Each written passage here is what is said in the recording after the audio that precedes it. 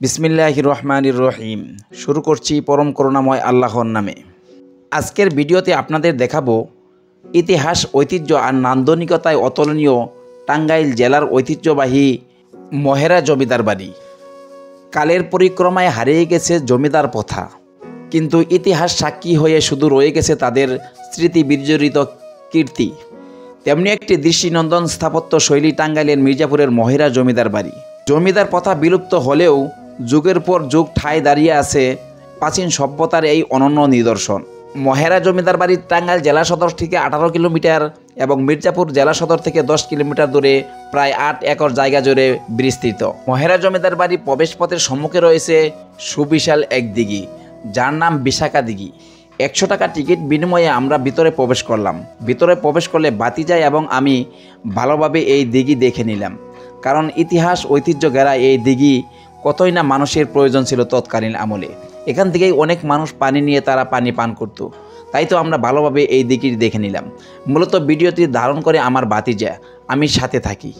মূল জমিদার বাড়ি প্রবেশদ্বারে রয়েছে কারুকার্য খচিত 2টি সৌরম্য প্রবেশদ্বার এবং শোভাবর্ধনের জন্য রয়েছে দেশি বিদেশি বাহারি রঙের আর নানা জাতের ফুলের গাছ। মহেরা জমিদার বাড়ির মূল আকর্ষণ হচ্ছে চৌধুরী লজ, মহারাজ লজ, আনন্দ লজ ও কালীচরণ লজ। চুনাপাথর আর সুরকি ইটের সমন্বয়ে নির্মিত এই ভবনগুলো যে কারো নজর কাড়ে।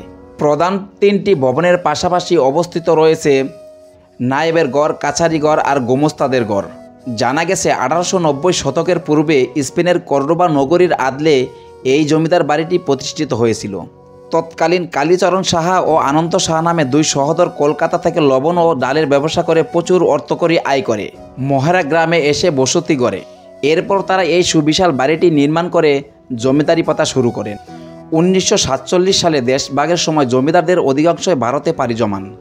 1971 সালে 14 মে বাংলাদেশ মহান স্বাধীনতা যুদ্ধের সময় পাক বাহিনী মহেরা জমিদার বাড়িতে হামলা করে এবং জমিদার বাড়ির কুলবধূ যোগমায়া রায় চৌধুরী সহ 5 গ্রামবাসীকে চৌধুরী লজের পেছনে নির্মমভাবে গুলি করে হত্যা করে। বাকিদের মধ্যে যারা বেঁচে ছিল তারা লৌহজং নদী দিয়ে নৌপথে দেশ ত্যাগ করেন। অতঃপর স্থানীয় মুক্তিযোদ্ধা কমান্ডার বাইজিৎ সাহেবের নেতৃত্বে এক প্লাটুন মুক্তিবাহিনী জমিদার বাড়িতে মুক্তিবাহিনী ক্যাম্প স্থাপন করে। 1971 সালের মহান মুক্তিযুদ্ধের পর 1972 সালে পরিত্যক্ত জমিদার বাড়িটির স্বরাষ্ট্র মন্ত্রণালয়ের নির্দেশে পুলিশ ট্রেনিং স্কুল হিসাবে প্রতিষ্ঠার উদ্যোগ গ্রহণ করা হয়।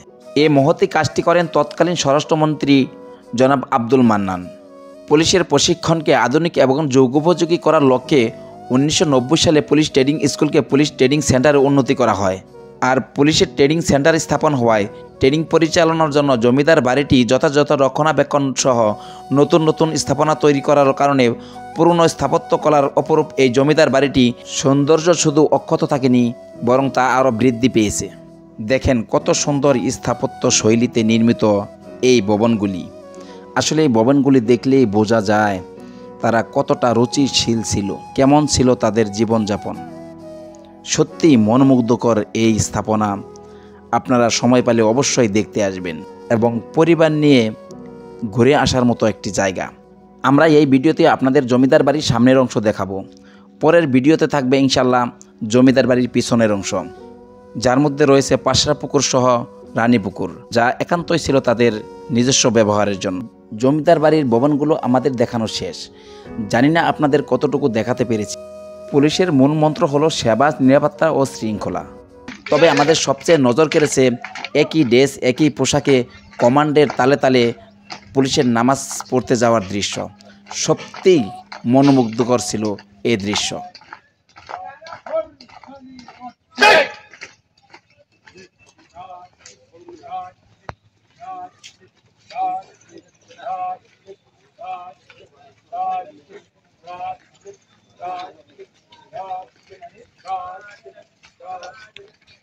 ভিডিওটি একটু ভালো লাগলে আমার চ্যানেলটি সাবস্ক্রাইব করে পাশের বেল আইকনটি প্রেস করে রাখুন পরবর্তী ভিডিও পাওয়ার জন্য।